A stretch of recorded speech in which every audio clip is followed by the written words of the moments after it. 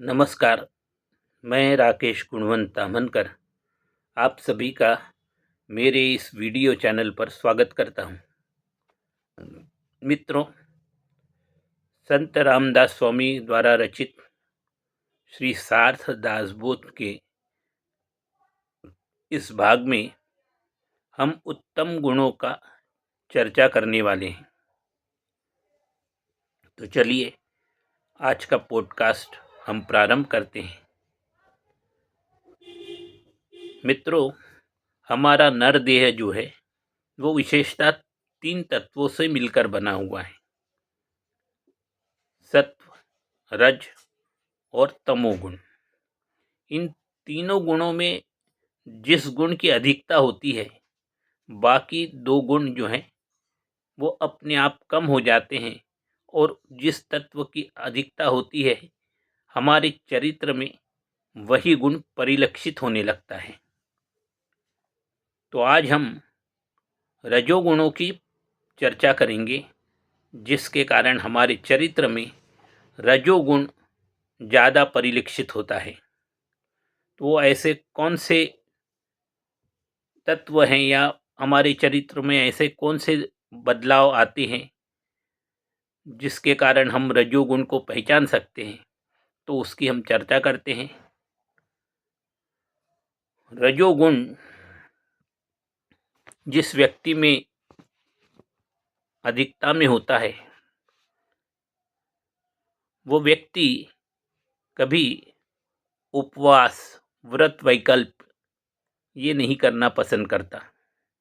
महीने भर में वो एक आध भी उपवास नहीं रखता।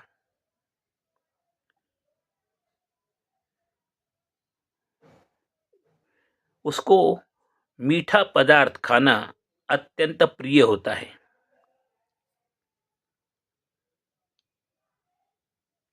और उसके उपवास रखने की तो बिल्कुल इच्छा ही नहीं होती।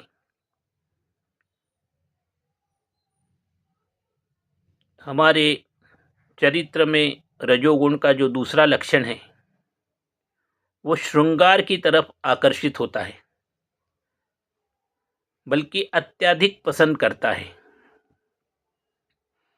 कला कौशल उसमें उसका मन लगता है। फिल्मी गीत सुनना उसको अत्यधिक प्रिय है, परंतु यदि उसको आप भजन पूजन करने के लिए कहेंगे तो वो उसको बिल्कुल भी अच्छा नहीं लगता। तो ये दोनों गुणों को देखने के बाद स्पष्ट हो जाता है कि जिस व्यक्ति की ईश्वर भक्ति में रुचि कम है या नहीं है, वो वह व्यक्ति भौतिक वस्तु के प्रति ज़्यादा आकर्षित होता है और भौतिक वस्तुओं के प्रति या भौतिक पदार्थ के प्रति हमारे मन में ज़्यादा आकर्षण होना, ये रजोगुण का पहचान है या वो लक्षण है, जिसके कारण हम कह सकते हैं कि इस व्यक्ति में रजोगुण की अधिकता है। तीसरा रजोगुण का जो महत्वपूर्ण लक्षण है, रजोगुणी व्यक्ति समस्त पदार्थ को अंदर बाह्य से आच्छादित करने वाले परमात्मा को नहीं पहचान पाता, परंतु उसके स्थान पर वो उस पदार्थ से ही प्रेम करने लगता है। उपनिषदों में कहा गया है कि परमात्मा का वास हमारे हृदय में है और हमारी आत्मा भी हृदय में, परमात्मा और हमारी आत्मा हृदय में पास पास बैठे हुए हैं, परंतु फिर भी हम ईश्वर को अपने आप में ढूंढ नहीं पाते। उसका मूल कारण ये है कि भगवान ने माया से अपने आप को ढक लिया है। तो माया से ढकने के कारण माया हमको विभिन्न सुंदर सुंदर पदार्थ, सुंदर सुंदर वस्तुओं का दर्शन कराती है और हम उसी माया के मोह जाल में फंस जाते हैं। तो रजोगुणी व्यक्ति जो है, पदार्थों के ऊपर यानी भौतिकता के ऊपर ज़्यादा आकर्षित होता है, परंतु ईश्वर को नहीं पहचान पाता। ईश्वर के मार्ग में जो काम करने के लिए आवश्यक भक्ति मार्ग है उसका वो चयन नहीं करता, वो भौतिकता की तरफ आकर्षित हो जाता है। भौतिक पदार्थ उसको ज़्यादा अच्छे लगने लगते हैं। चौथा गुण जो है रजोगुण, तो रजोगुण के कारण लोभवश पदार्थ में प्रेम करने के कारण वो जन्म मृत्यु के फेरे में पड़ जाता है। रजोगुण के कारण प्रपंच में वो बहुत अत्यधिक दुखों का सामना उसको करना पड़ता है। यदि ईश्वर के प्रति प्रेम न हो, जो पदार्थों पर प्रेम करता है, समझ लीजिए कि वह व्यक्ति रजोगुणी है। और पदार्थ पे प्रेम करने के कारण वह व्यक्ति जन्म मृत्यु के चक्कर में फंस जाता है। ऐसा कहते हैं कि जब हमारी आत्मा का गमन होता है, हमारे शरीर को छोड़कर आत्मा जब बाहर निकलती है, तो उसका 3 प्रकार से गमन होता है।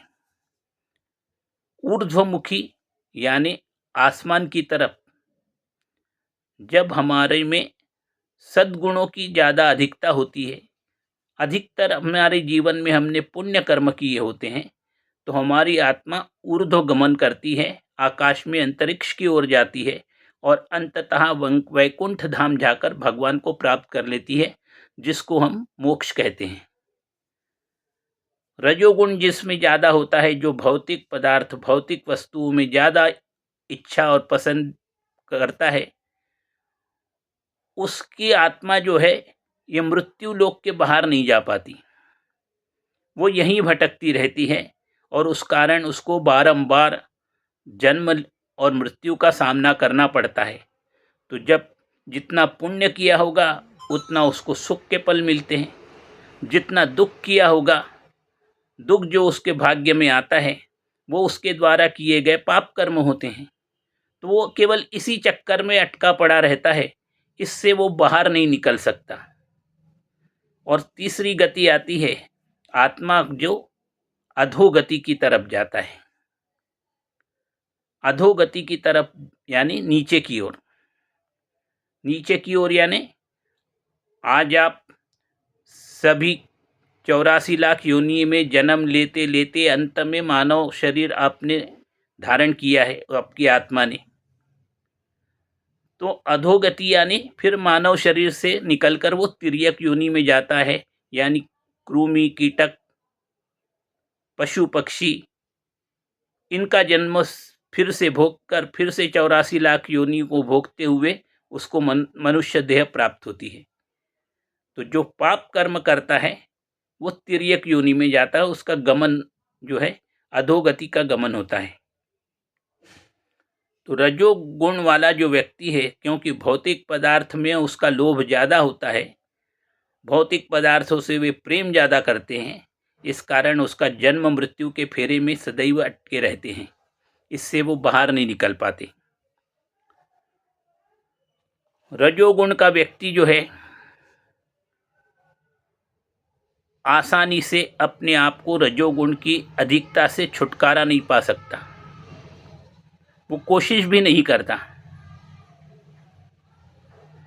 और उस कारण संसार में प्रापंचिक वासना के चक्कर में उलझ जाता है। और संसार में प्रपंच की माया में उलझना उसका मुख्य कारण रजोगुण के कारण है। तो इसलिए वो संसार से मुक्ति कैसे पा सकता है, जब वो उसी प्रपंच में फंसा हुआ है, तो सांसारिक प्रपंच से उसको मुक्ति मुक्ति नहीं मिल सकती। रजोगुणी व्यक्ति जो है, यदि उसकी इच्छा रजोगुण से छुटकारा पाने की हो, तो उसके लिए केवल एक ही उपाय है, ईश्वर भक्ति।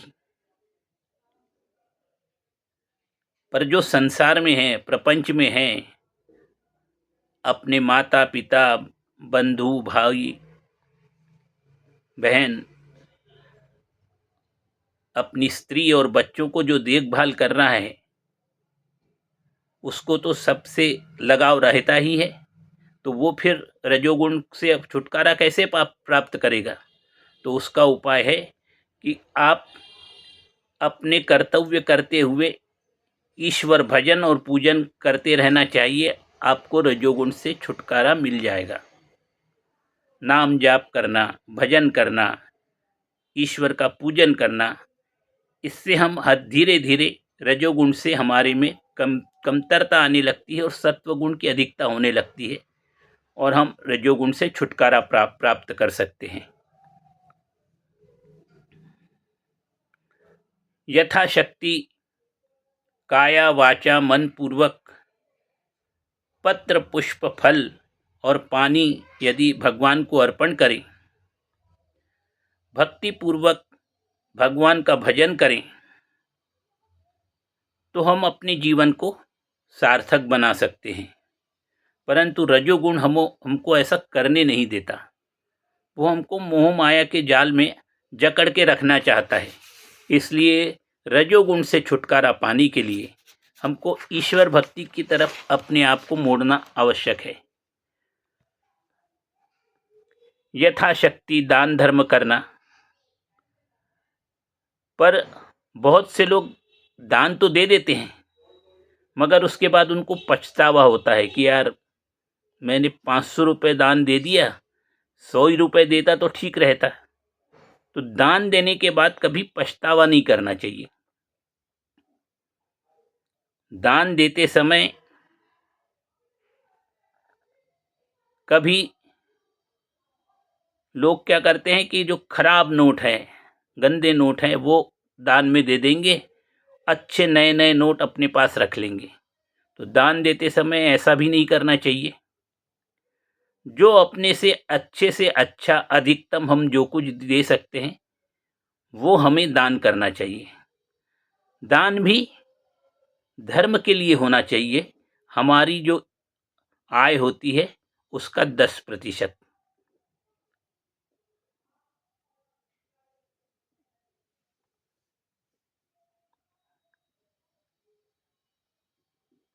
भगवान की भक्ति अत्यंत मन लगाकर भक्ति पूर्वक रूप से भगवान का पूजन अर्चन करना चाहिए।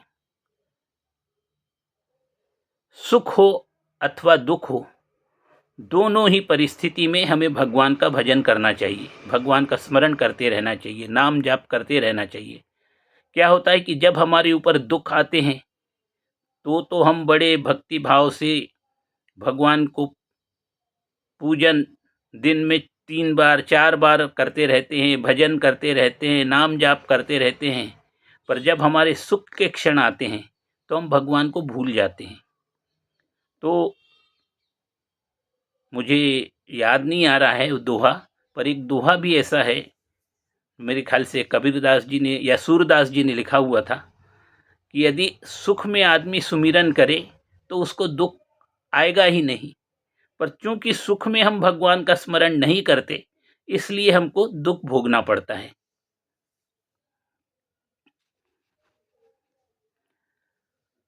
सभी लोगों को ये मान लेना चाहिए कि इस संसार में, इस जगत में प्रारंभ से लेके अंत तक केवल एक ही सत्य है, वो है ईश्वर। ईश्वर ही शाश्वत है।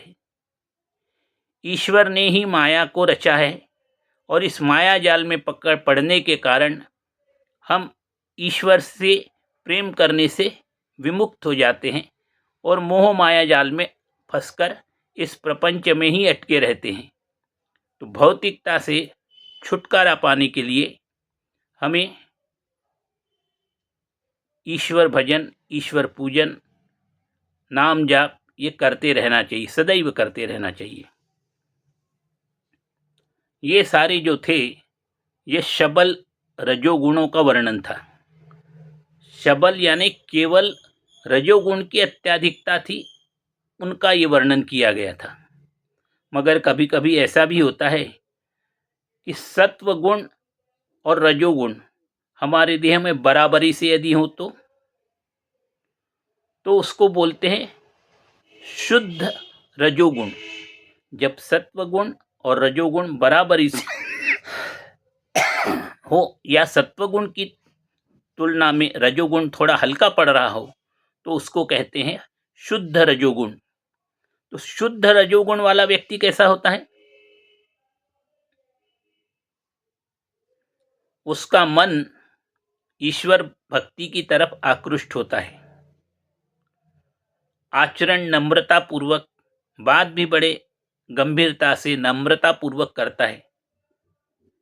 विवेक का सहारा लेकर जो भी निर्णय लेगा, विवेक से निर्णय लेता है। ज्ञान के प्रति उसका आकर्षण ज़्यादा होता है। ज्ञान प्राप्त करना चाहता है, ज्ञान लोगों में बांटना भी चाहता है। तो ऐसा व्यक्ति केवल भौतिक वस्तु की उसको इच्छा नहीं रहती, तो भगवान के भजन पूजन में भी उसको आकर्षण होता है। तो ये जो है शुद्ध रजोगुण का लक्षण है। तो इस प्रकार हमने ये जो मनुष्य देह में रहने वाले सत्व, रज और तमो गुणों में से अभी रजोगुणों का लक्षण हमने देखा है कि रजोगुण ज़्यादा होने के कारण हम किस प्रकार अधोगति को प्राप्त होते हैं। इस संसार के मोह माया जाल से हम छुटकारा नहीं पा सकते। तो आज का ये पॉडकास्ट यहीं तक। आपको ये मेरा पॉडकास्ट कैसे लगा? अवश्य कमेंट बॉक्स में जाके अपने कमेंट अवश्य दीजिए। याद रखिए, आपसे अनुरोध है, बार बार अनुरोध करता हूँ कि आप मेरे इस चैनल को लाइक करें, सब्सक्राइब करें और शेयर करें। जितना से ज़्यादा आप अपने मित्रों तक इस शेयर करेंगे, वे लोगों तक ये सार्थ दासबोध के जो बहुत अच्छे अच्छे गुण बतलाए गए हैं, वो लोगों तक पहुंच सकेंगे। तो आज यहीं विराम देता हूँ। जय श्री राम। जय जय रघुवीर समर्थ।